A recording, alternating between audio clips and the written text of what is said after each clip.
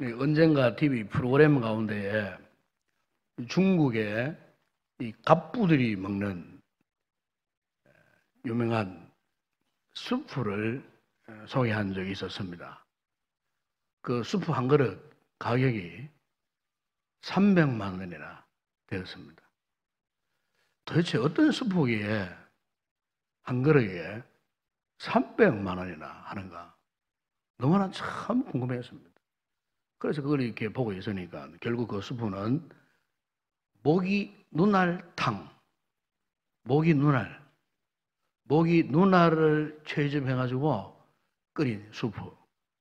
이게 한 그릇에 무려 300만 원이나. 중국의 갑부들이 즐겨 먹는 수프 가운데 하나가 바로 그거였다는 것입니다. 이 모기 눈알탕을 만들기 위해서 이 박쥐들이 스시거나 동굴에 들어가고 박쥐들을 잡아가지고 박쥐들 위장 속에 있는 알을 그 모기 눈알을 채취하거나 아니면은 박쥐들이 배설한 그 배설물을 모아다가 거기에 뜨거운 물에 부어갖고 거기에서 모기 눈알 알을 가려내가지고 그렇게 해서 끓인 수프가 당장 그게 300만 원이나 되는 그런 가격으로 아주 즐겨 먹고 있다는 그런 이야기를 들었습니다. 여러분 한번 생각해 보세요.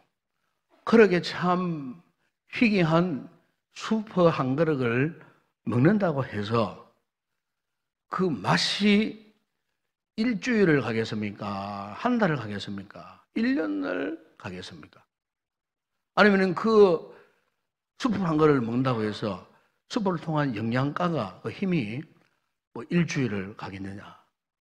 한 달이 가겠느냐? 그 말이에요. 세상에 아무리 진귀하고 참 신기한 이런 영양가 만점이라고 하는 그런 식물을 먹어도 사실 하루만 지나면요.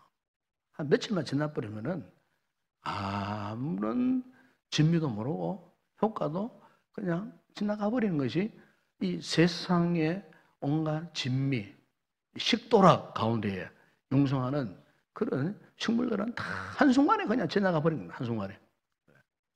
여러분 오늘 하나님께서 우리 성도들에게 영원히 잊지 못할 천국의 맛을 볼 수 있는 진정한 거룩한 식탁을 하나님께서 예배해 놓으셨어요. 바로 이 거룩한 식탁이 어떤 식탁입니까? 바로 예수의 살을 먹고 예수의 피를 마시는 영적인 식사인 이 성찬입니다. 성찬. 현재 우리는 오늘 이 성찬식을 앞두고 있는데 이 앞에 이 진설되어 있는 이 떡과 이 포도즙 이것보다 더 값주고 귀한 식탁이 없어요.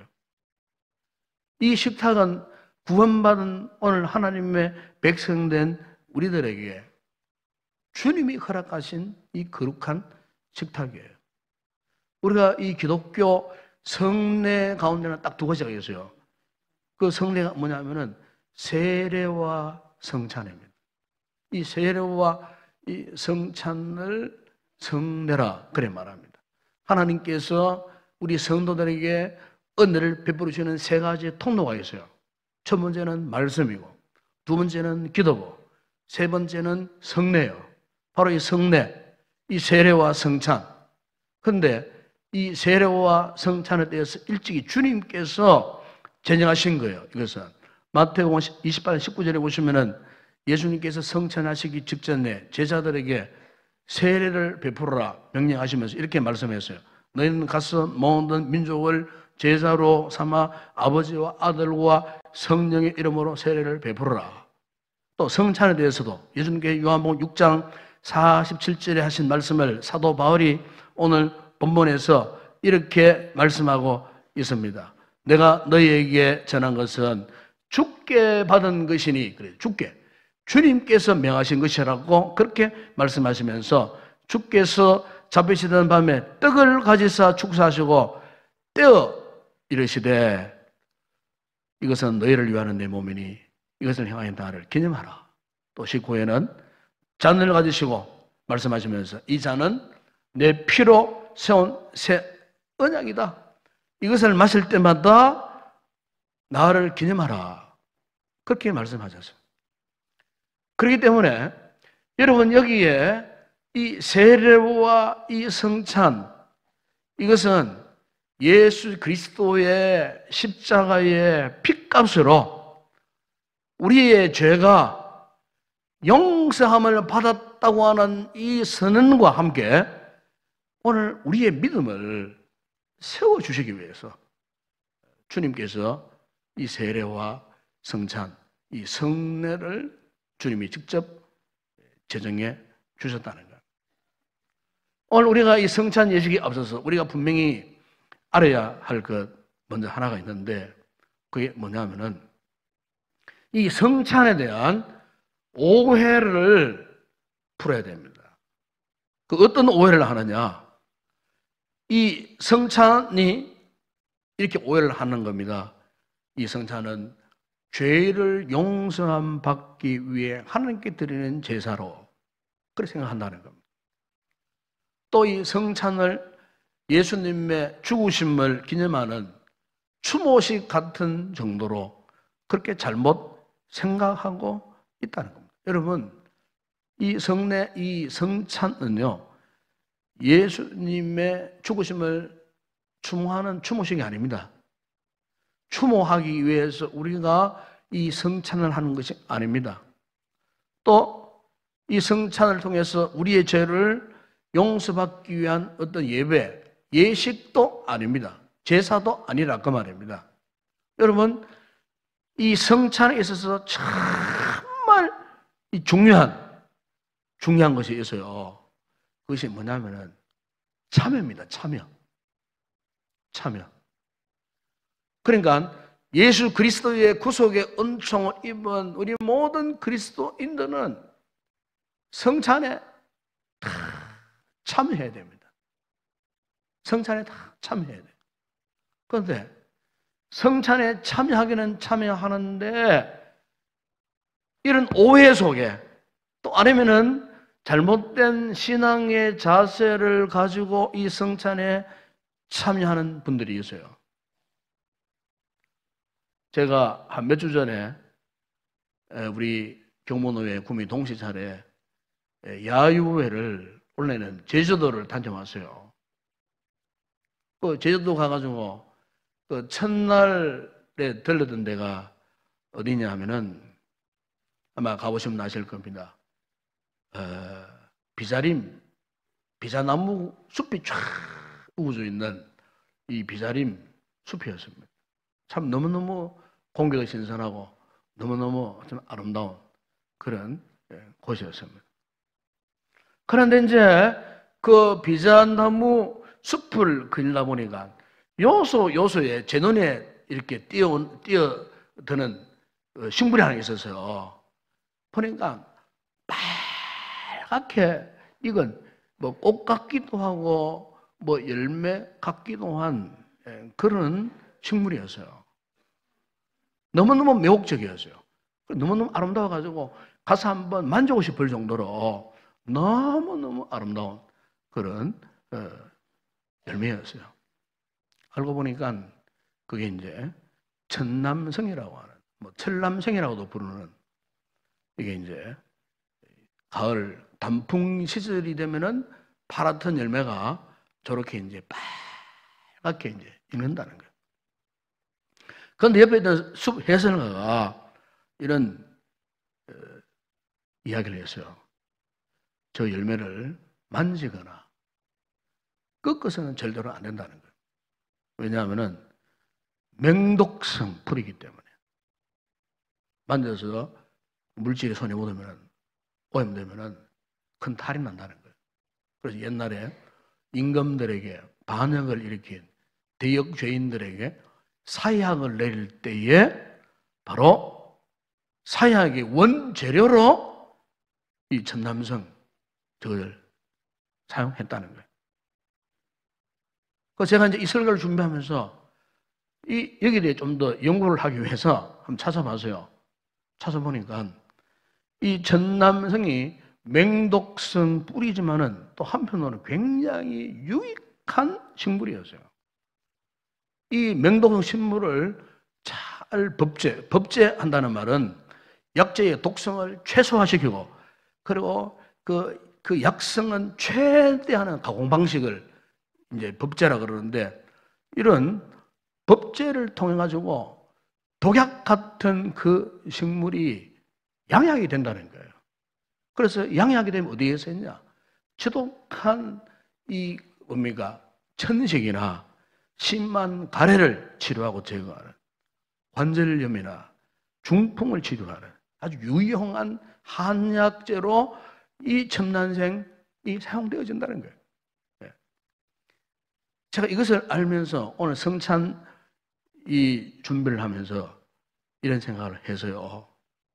또 우리 성도들이 공히 또 기억해야 할 게 뭐냐면은, 이 성찬은, 주님의 이 거룩한 식탁인 성찬은 우리에게 축복도 될 수 있지만 잘못하면요 독이 될 수 있다 하는 겁니다.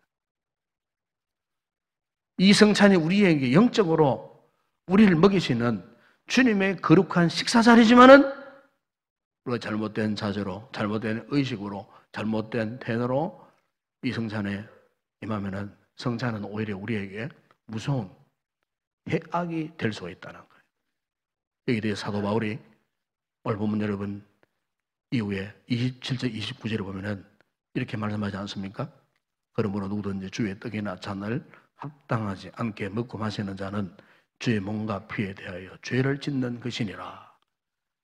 사람이 자기를 살피고 그 후에 이 떡을 먹고 이 잔을 마실지 주의 몸을 분별하지 못하고 먹고 마시는 자는 자기의 죄를 먹고 마시는 것이니라.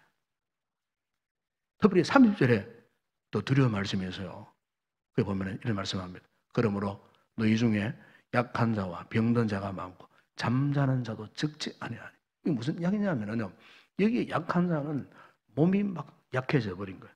병든 자는 몸이 병이 난 거예요. 잠자는 자는 것은 죽은 자를 말합니다. 그러면 고린도 교회의 문제가 뭐냐면은, 고린도 교회에 온갖 문제들이 많았잖아요. 교회가 분리되고 분파되는 문제뿐만 아니에요. 온갖 문제들이 난무하는 그 고린도 교회가 문제 가운데 하나가 이 성찬의 문제예요. 성찬의 문제. 이 성찬의 주님의 이 성찬에 대해서 성찬을 업신여기고 이 성찬을 또 조롱하기도 하고, 성찬에 참여했지만은 그냥 대충 떡을 받아먹고 대충 포도즙을 마셔버리고 마치 애찬식 비슷하게 성찬식을 변질시켜버려요. 이것은 주님의 성찬을 모독하는 행위였어요. 이 고린도 교회 성도들이 그런 짓을 해서요, 주님의 성찬상에서. 그러다 보니까 성찬에 참여했던 성도들이 큰 은혜를 받아야 되는데 성찬에 잘못 참여해서 그들이 병이 들고, 성찬에 잘못 참여해서 죽기도 하고, 지금 사도 바울이 그걸 말씀하고 있는 거예요. 네. 그러나 이 사도 바울이 이 말씀을 하고 있는 근본적인 목적이 뭐냐면, 우리 성도들이, 고린도의 성도들이 어쨌든 이 주님의 거룩한 성찬식에 제대로 된 의식을 가지고 제대로 된 자세로 참여해서 어쨌든 성찬을 통해서 주님의 복을, 주님의 축복을 받아 누려야 된다고 하는 그 간절한 마음, 그 간절한 마음에서 사도 바울이 이 고린도 교회를 향하여, 성도들을 향하여서 이 성찬에 대한 교훈을 지금 하고 있는 겁니다.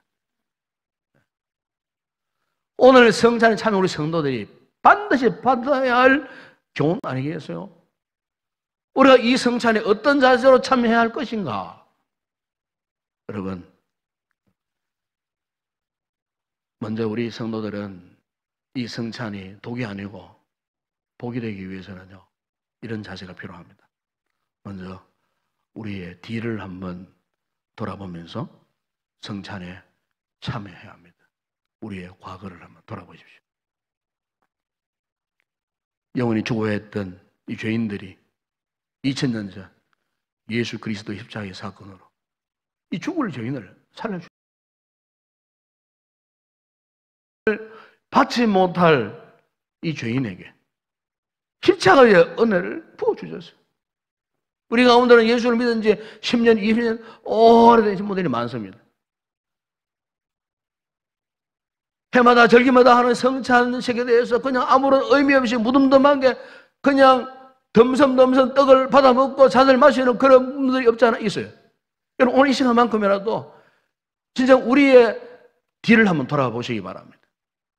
정말 하나님의 은혜로 추악한 삶을 살았던 우리 인생들에게 예수 그리스도의 이 놀라운 구속의 은혜를 베풀어 주셔서 이 하나님의 거룩한 식탁 앞에 이렇게 앉아 있을 수 있는 이 놀라운 은혜를 베풀어 주셨다고 하는 거예요. 나는 아무것도 아니었고, 나는 실패한 인생이었고, 나는 정말 절망할 수밖에 없는 인생이었는데, 그러나 주님께서 나를 위해서 십자가에서 그 비싼 대가를 치르시고 저에게 이런 구원의 은혜를 베풀어 주셨구나 하는 이 사실을 믿고 진정으로 감사하는 태도로 우리가 이 성찬에 참여해야 할 줄로 믿습니다. 이게 바로 뒤를 돌아보며 이 성찬에 참여하는 자세예요. 그 또 하나, 이제 앞을 내다보면서 이 성찬에 참여해야 합니다. 이스라엘 백성들에게 중요한 절기가 세 가지가 있죠. 유월절, 오순절, 장막절이죠. 그 중에서도 가장 중요한 절기로서는 유월절입니다. 이 유월절에게는요, 유월절에 이 만난 이스라엘 백성들은요, 항상 세 가지를 생각했답니다. 그들의 과거, 그들의 현재의 삶, 그리고 절의 미래의 삶. 과거에 그들의 선조들이 애굽에서 430년 동안 노예 생활했을 때 하나님 은혜로 구원받았다. 그 사실. 현재의 그 유월절, 어떻게 유월절을 우리의 삶에 잘 적용해서 살 것인가. 그리고 앞으로 우리 인생 험악한 인생인데 이 유월절 신앙을 가지고 어떤 절망적인 상황을 만나더라도 이 유월절 신앙으로 버텨내고 이겨내고 장래를 바라보며 나아가야 할 것인가.